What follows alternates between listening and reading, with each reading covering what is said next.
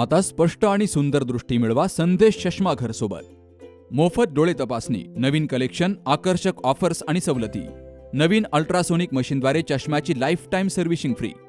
डोळ्यांचा नंबरचा चष्मा अर्जंट बनून मिळेल. उत्तम दर्जा आणि योग्य किंमत.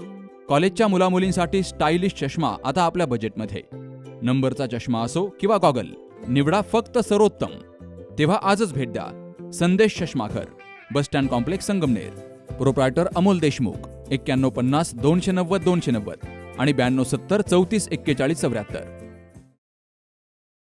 संगमनेर शहराजवळील घुलेवाडी परिसरातील माझे घर हाऊसिंग सोसायटी शेजारी असलेल्या निडो इंटरनॅशनल स्कूलच्या पाठीमागील कॅनॉलमध्ये एक हृदयद्रावक घटना घडली आहे. कॅनॉलवर कपडे धुण्यासाठी गेलेल्या एका महिलेचा आणि 9 वर्षांच्या मुलाचा पाण्यात बुडून मृत्यू झालाय. तर या घटनेमुळे संपूर्ण परिसरावर शोककळा पसरली आहे. ज्योती प्रकाश आवारी वय वर्ष 40 आणि तिचा भाचा अथर्व राहुल बागड वय वर्ष 9 हे दोघे निडो इंटरनॅशनल स्कूलच्या मागे असलेल्या कॅनॉलवर कपडे धुण्यासाठी गेले होते. कपडे धुवत असताना अचानक एकाचा पाय घसरला आणि तोल गेल्यामुळे दोघेही वाहत्या पाण्याच्या प्रवाहात ओढले गेले. दोघेही पाण्यात बुडत असल्याचं पाहून परिसरातील महिलांनी आरडाओरडा केला.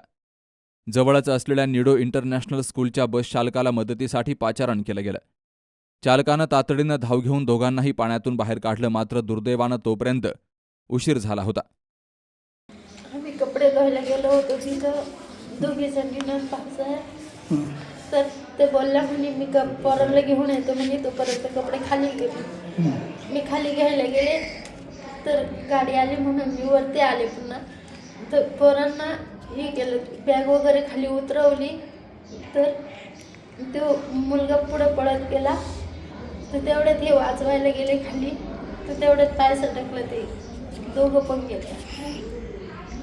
त्या मुलाला वाचवायला ती भाऊजाई गेली होती का तुमची? ननंद गेली होती का? आत्या, हा मुलाची आत्या गेली होती का? हो.